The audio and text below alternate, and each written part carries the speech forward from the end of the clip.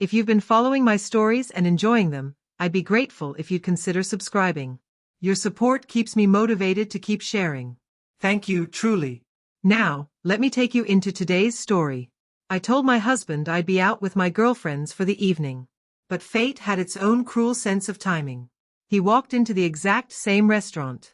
The moment our eyes met across that crowded room, my stomach dropped like a stone. I froze mid-chew, my fork shaking in my hand. Just a few steps away stood my husband, the man who had only ever treated me with love, staring right at me with an expression that will be burned into my memory forever. Shock. Hurt. And then something even harsher, the truth. My disguise had shattered. Before you rush to judge me, let me explain how I reached that point. How I dug the very hole I fell into. My name is Evelyn. Until that night, I thought I had everything under control. Nathan and I had been together for 7 years, married for 5. On the surface, our life looked steady. A house, 2 dogs, consistent jobs, quiet nights. But somewhere along the way, love faded into routine. We weren't partners anymore, just 2 people maintaining a shared life. That's when Eric appeared. A new hire at work. Charming, bold, the kind of person who makes everyone lean in. He noticed the tiny details Nathan hadn't in years. How I stirred cinnamon into my coffee. The shine of my nail polish. A fresh haircut. I didn't set out to break my vows. In the beginning, I convinced myself it wasn't really cheating. Casual hallway chats turned into playful texts. Those became secret lunches. And then, one Friday, I simply didn't come home. I promised myself I'd stop. I didn't. I lied about girls' nights, and Nathan never questioned me.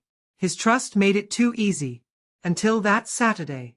Eric booked a table at a little Mediterranean place downtown. Somewhere off our usual paths, which felt safe. I even joked about how reckless we were becoming. He smirked and said, "Maybe I want us to get caught." A warning I brushed aside. I texted Nathan another lie. Spa night with Claire, might stay over. He replied, "Have fun. Love you." Those words cut deeper than he knew. That evening, I slipped into silk I hadn't worn in months, craving attention. With Eric beside me, I felt alive again, not just someone's wife. We picked a table tucked in the back, hidden. Or so I believed. An hour passed. Our appetizers were almost gone when a sound made my blood run cold. Nathan's laugh. I could recognize it anywhere. Slowly, I turned. There he was at the entrance with the hostess, scanning the room. I ducked my head. Eric leaned closer. "What's wrong?" he whispered.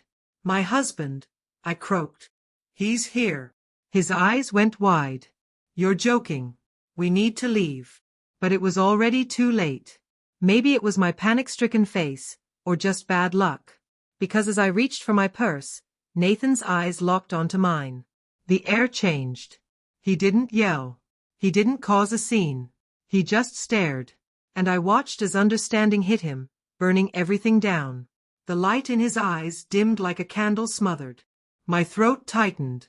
"I'm sorry," I whispered. He turned and headed for the door. Instinct took over. I ran after him. Eric stayed behind, my coat abandoned on the chair. "Nathan!" I called, pushing through the crowd. Outside, the winter air bit into my skin. He stood by his car, fists balled, his breath fogging in the cold. "Please, let me explain," I begged. His reply cut like shattered glass. "Explain what? That you're not at Claire's? That while I'm buying groceries and walking our dogs, you're sleeping with your coworker." My chest caved in. "It wasn't supposed to happen like this," I stammered. He turned toward me, eyes hollow from betrayal. "How long?" I hesitated. That hesitation destroyed what little hope was left. He laughed, a bitter, broken sound. "So long you can't even count." My voice trembled. 3 months. He repeated it like poison. 3 months. "And all that time you kissed me good night, told me you loved me." "I do love you," I cried. "Don't," he recoiled. The silence between us felt sharp enough to bleed. Then, in a strangely calm voice, he asked, "Who else knew?" I couldn't answer. Because Claire knew. Some coworkers probably suspected. Everyone but him. His jaw tightened. "You turned me into a fool." Tears spilled. I never wanted to hurt you. I was lost. We were lost. He shook his head.